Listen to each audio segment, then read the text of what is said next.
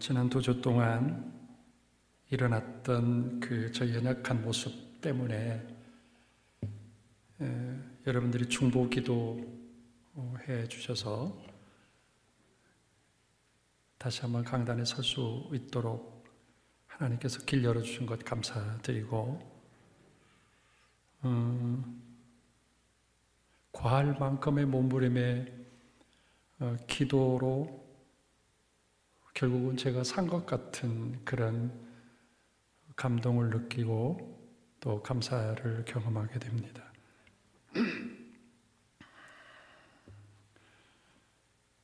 제가 완전히 성취를 않아서 그래도 오늘은 교회 생일이라 또 추수감사절이라 제가 한 10분 동안만 말씀을 드리려고 합니다. 오늘은 특별히 의미 있는 날이죠. 첫째는 감사주일입니다. 한 해의 여정, 감사거리 아무리 헤아려 봐도 감사가 아니라 원망과 불평하고 세상 탓하고 환경을 저주할 만큼의 지난 1년 동안의 여정이었는데, 하나님께서 오늘 우리들에게 감사하라 그렇게 말씀하신 날이어서 감사의 의미를 하나님께 드릴 수 있는 그런 예배라고 하는 것입니다. 또 한 가지는 오늘은 창립 기념주일입니다. 여러분들이 지난 22년 동안의 교회 역사를 본 것처럼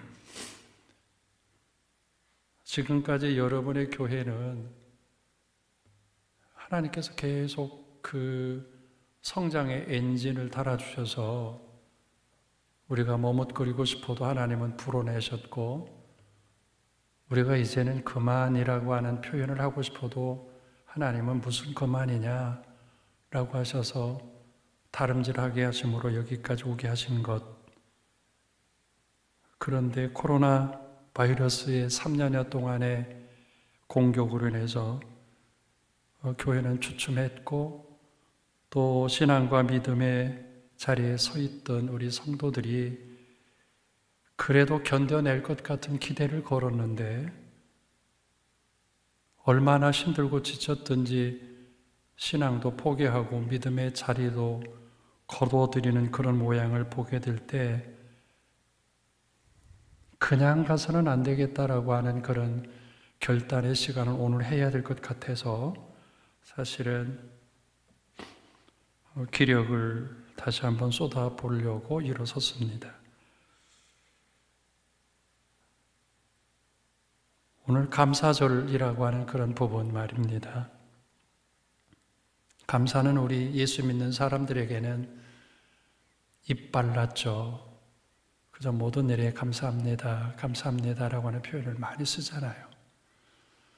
근데 정말 그게 감사해서 속에서 우러나와서 감사하는 걸까? 아니면 그냥 입에 연습되어서 그냥 감사하는 걸까라고 하는 겁니다. 감사라고 하는 단어는 우리가 아는 것처럼 명사입니다. 감사는 명사라고 하는 단어를 사용하고 있죠. 그런데 세상의 사람들도 감사라는 명사를 알고 있습니다. 그러나 교회 안에서의 감사는 동사입니다. 감사는 헤아리는 겁니다. 그리고 감사가 우리의 입속에만 맴돌고 있다고 한다면 그것은 언어 게임입니다. 하나님의 은혜를 여러분 구체적으로 감사하십시오. 그냥 아이고 감사합니다 라고 하는 것으로 지나가지 말고 정말 하나님 감사합니다 라고 하는,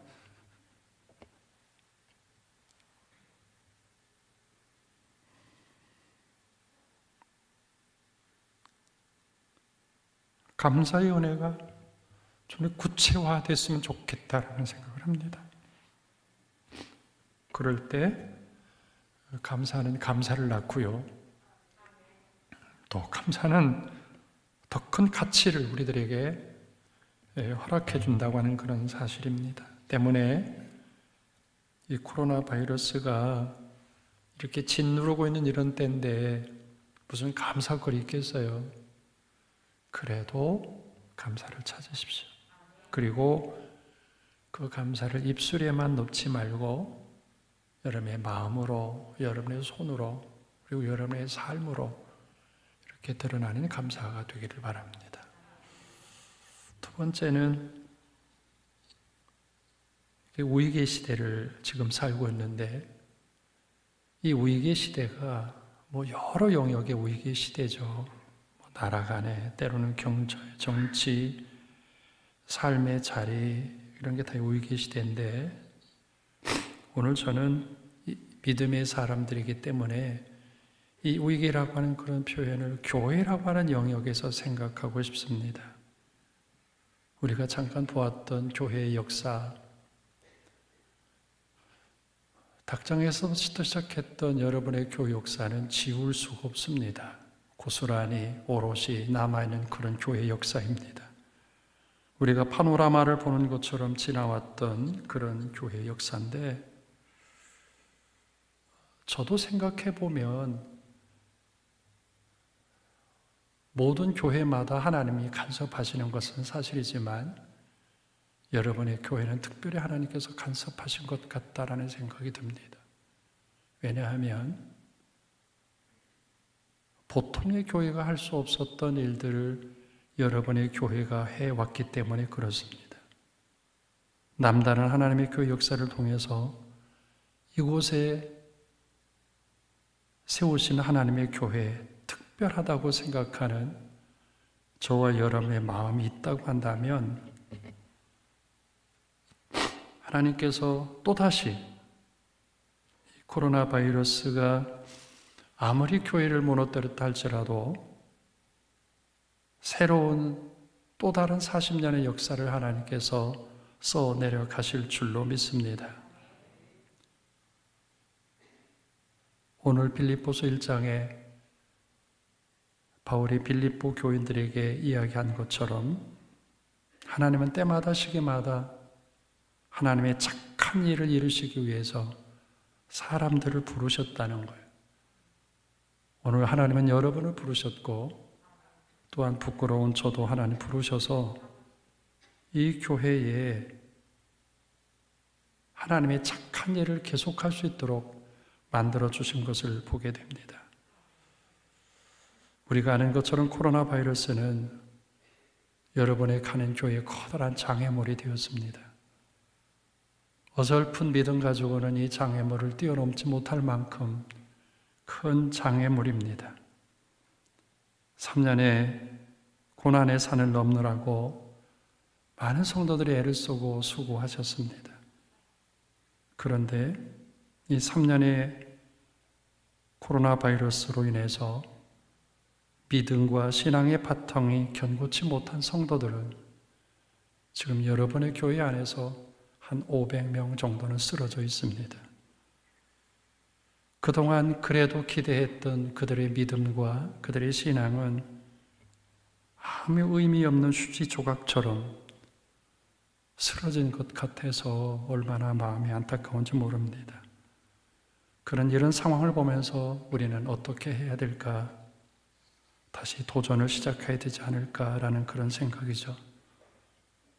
이 교회를 교회답기 위해서 오늘 다시 한번 저와 여러분을 주님은 살려주셨어요.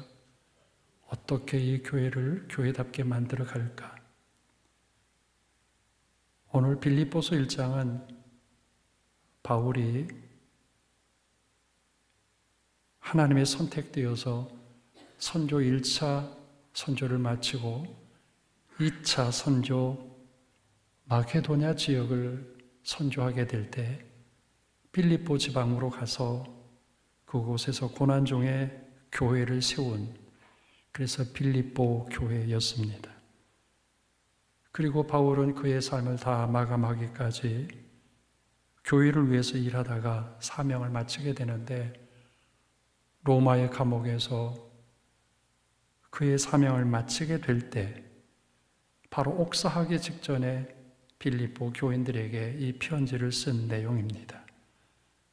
그 중에 하나가 오늘 빌립보서 1장 6절을 보면 너희 안에서 착한 일을 시작하신 이가 그리스도 예수의 날까지 이루실 줄을 우리는 확신한다라고 하는 이야기입니다.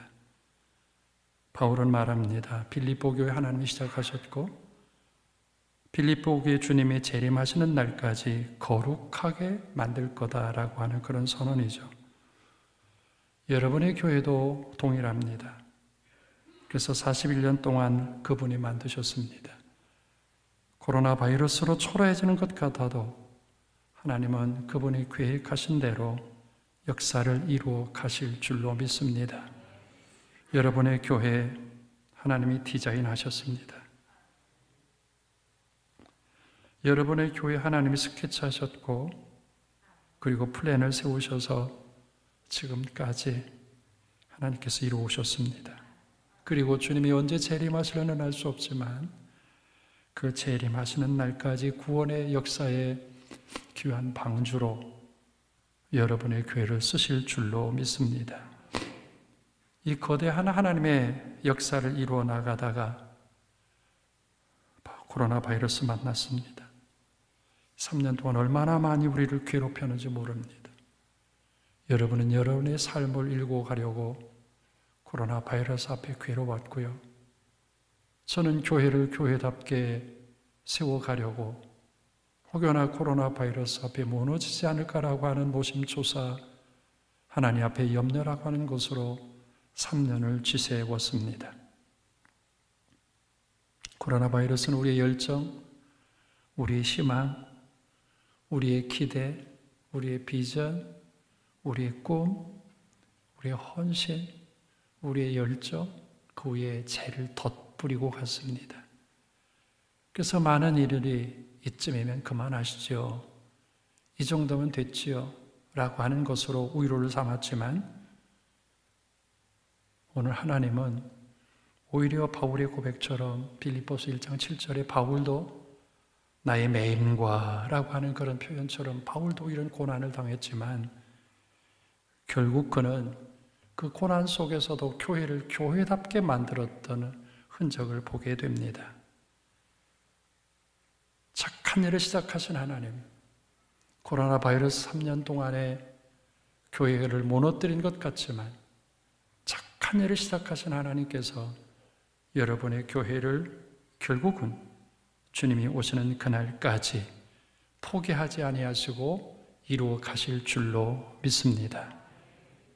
때문에 바울은 하나님의 그 착하신 일을 이루시기 위한 그 자신이 쓰여지는 것에 대해서 고백을 했습니다. 그리고 빌립보 교회를 향하여 표현을 이렇게 하죠. 빌립보서 1장 8절 말씀을 읽어보면 시작. 내가 예수 그리스도의 심장으로 너희 무리를 얼마나 사모하는지 하나님이 내 증인이시니라. 바울은 빌립보 교회를 세웠습니다. 그리고 비록 로마의 옥중에서 그의 죽음의 신이 어쩌면 심장이 점점 차가워지는 것을 느끼는 그런 순간에도 바울은 빌립보 교인에게 그렇게 표현을 했습니다. 내가 예수 그리스도의 심장으로 너희 무리를 얼마나 사랑하는지 하나님이 내 증인이시다라고 하는 표현입니다. 바울은 예수 그리스도의 심장을 가졌다고 말합니다. 그가 가졌던 그 예수 그리스도의 심장으로 빌립보 교회를 그는 사랑한다고 표현을 했습니다.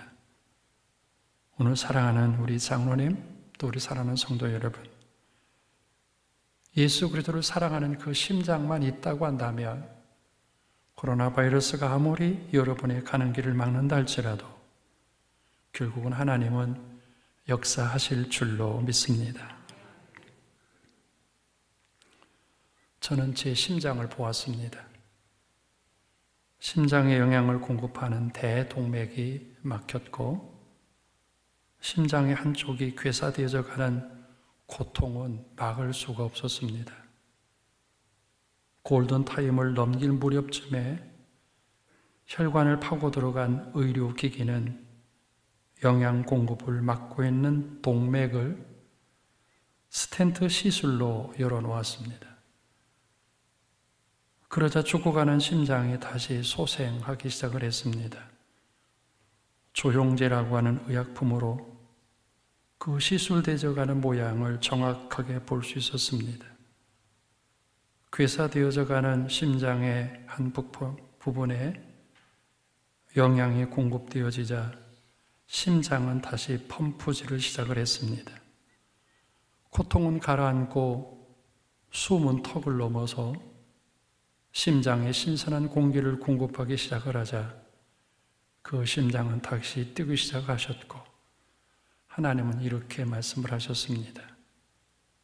김종복 목사의 장례식은 무기 연장되었다고 선언했습니다.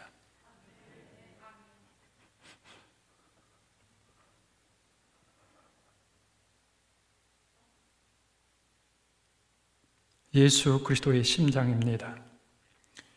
예수 그리스도의 마음, 예수 그리스도의 감정, 예수 그리스도의 복음, 예수 그리스도의 열정이 창립 41주년을 기념하는 오늘 이 거룩한 예배에, 그리고 코로나 바이러스로 인해서 죽어져 가게 만드는 교회를 다시 한번 살리는 예수의 심장을 가진 우리 모든 성도들 다 되기를 주님의 이름으로 축복합니다. 다시 한번 죽을 것 같은 여러분들의 신앙의 자리에 예수 그리스도의 심장이 이식되기를 바랍니다. 아니면 동맥이 막혀 있는 것처럼 내 믿음이 어설퍼지고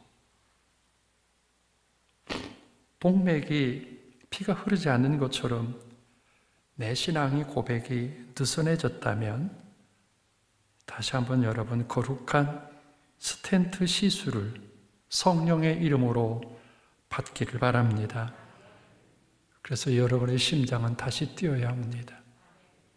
여러분의 혈관에 다시 한번 예수 그리스도의 보혈이 흘러야만 합니다. 그리고 여러분의 교회 지난 41년 동안 하나님 한 번도 외면하지 않았습니다. 시시 때때마다 하나님을 간섭하셔서 우리의 상상을 초월하는 방법으로 그분은 여러분의 교회에 혈액을 공급했습니다.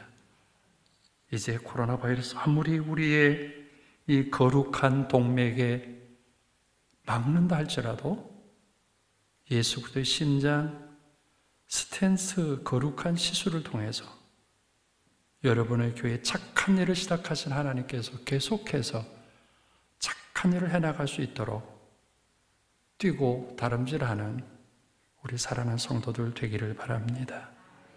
그래야 교회가 삽니다.